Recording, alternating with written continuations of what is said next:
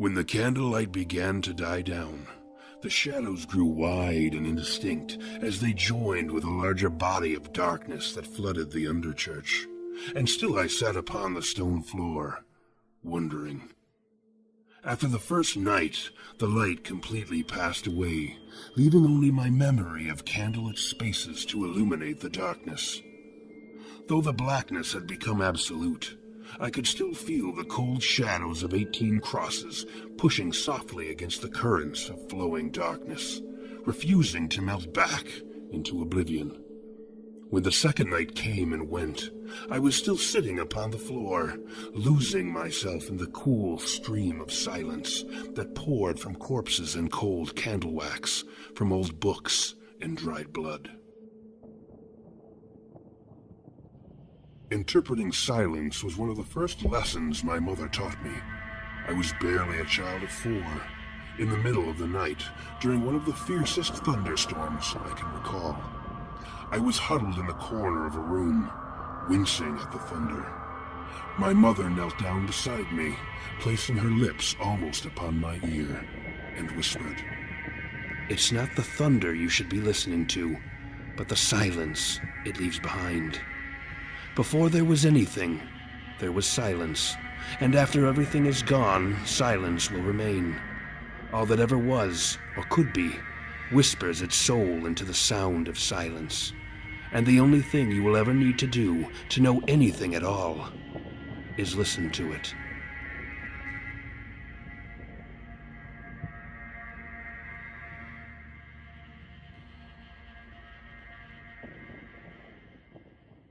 Under growing piles of aging quiet, I imagined the thing that held me in its sight, driving me onward.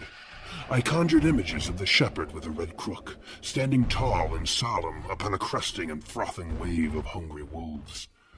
Later I fantasized a secreted dark queen of murder, deep in her hive far below the earth. She wore a bloodied crown and held an ornate rusted knife in each of her many crimson-dripping hands. She was surrounded by a retinue of worker-killers, orchestrating the red business of murder.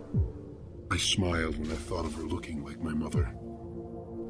But beyond my imaginings, I couldn't help but feel shameful, for I had brought an untimely end to a wonderful dreamer, a dreamer who had waged as fierce a war against the mother of the dead as myself.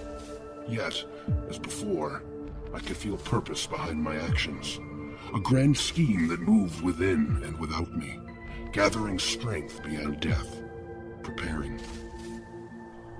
Whatever the reason behind my new calling, it grew all the more wonderful and terrible when I found small, familiar lists of names in the pockets of both the crucifier and the hunter he had slain. Yet most important and perplexing of all, my own name appeared on one of the lists. A familiar silence drifted down beside me, put its lips almost to my ear, and whispered, "The wolves are coming, son."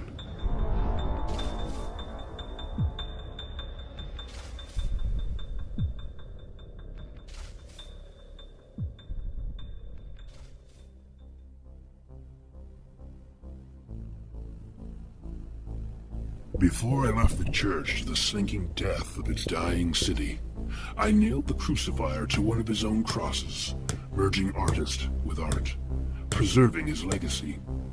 I hoped he would be taken for one of his own victims, and while his lethal dream would cease, he would remain an unnamed monster forever. As for the new murder lists I discovered, I transferred the names that hadn't been crossed off to my own list, all except for my own name, of course. I noticed that the crucifier's list included names from the murdered hunter's list, none of which were crossed off on the latter. I assumed I had unconsciously followed some kind of unspoken protocol.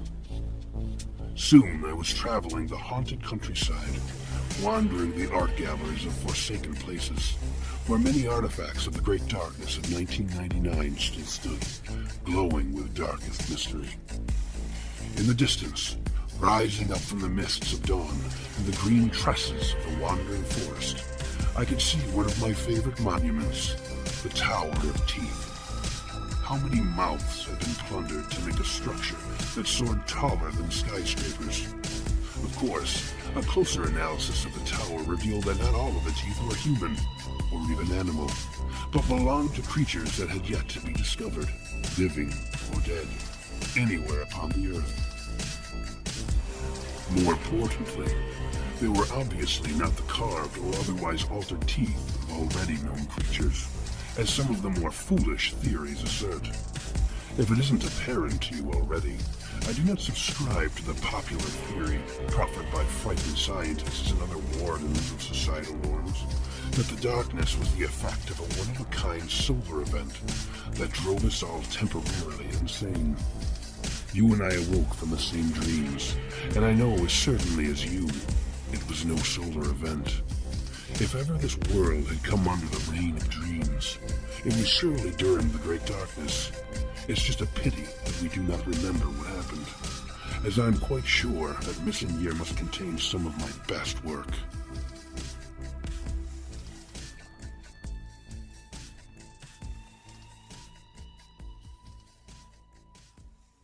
I'm not one to devolve mystery into fact, but the game I was engaged in threatened my life in ways I had never imagined possible, as embarrassing as it is to admit. And I needed a fuller understanding of what was happening than was provided by dreams and murdered men. Thus, my next stop was a place I had only called upon once before: New Victoria. Given its past association with strange plagues of contagious nightmare, it's easy to see why I once found it a suitable place to visit. However, I can assure you that I was quickly and thoroughly disillusioned of any relationship I suspected my art and the city might have shared. Perhaps foolishly, I fear very few things. Yet, what I encountered in New Victoria inspired a feeling that surpassed any of the best descriptions of fear that I know. I was exposed to possible fates that extend far beyond the reach of any words to describe, and outstrip the dreadfulness of the darkest mytho-religious conception of damnation. While my memories of that horrific visit may carry back a hazy suggestion of blackest dreams, which burn and blister beyond the oldest darkness, it is more than enough to convince me that sometimes sleep is not worth the risk of dreaming. Unfortunately, New Victoria was the only place I knew my recent and apparently shared dreams might be given some useful interpretation. I knew of certain persons who dwelt there, somewhere between this world and some much darker place, and interacted with dreams as intimately and as completely as sculptors work clay. Given the level of wicked insight I achieved during my first stay within that awful city, I hoped I could safely and ever so briefly revisit it. I just needed to stay awake within its borders, or I might find myself eternally trapped within the alien dreams of wakeless, unspeakable things.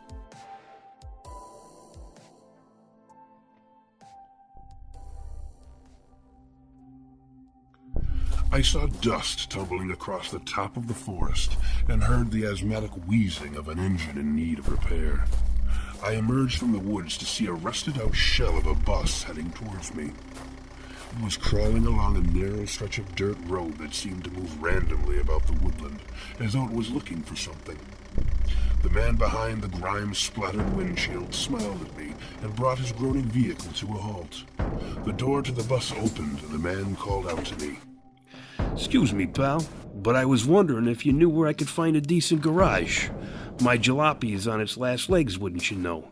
This is a new route to me, and I'm not quite up on the lay of the land." The man's eyes studied me, and I could feel an intense calculus burning between his ears, fast and lethal. He tried too hard not to stare at my father, who was sealed away in rags and protruding from my back. I held my response until my stare entered his blood and coursed through his body. My voice came out low and full of gravel, as it had been ages since I'd cause to use it. I placed my gaze within him, severing his concentration. "I can fix your vehicle if you would be willing to bring me closer to my destination. I'm heading north." He tried to match my stare, but my eyes only devoured him whole. He winced and pretended to shield his eyes from the sun. After he regained himself, he accepted my offer. "Well, that sounds about perfect to me. While you're working on the engine, I can stretch my legs a bit. I've been wandering these back roads forever. I could use a walk and a cigarette." The man committed to his ruse, which was perfectly fine. Should he attempt my murder, the innards of the dying bus were as fine a gallery as any I'd known. The area I was traveling was a notorious feeding ground for bandits and killers. The law was thin where the shadows of the great darkness were thick. The darkness was delightful enough, but the murderer was a pleasant, if predictable distraction.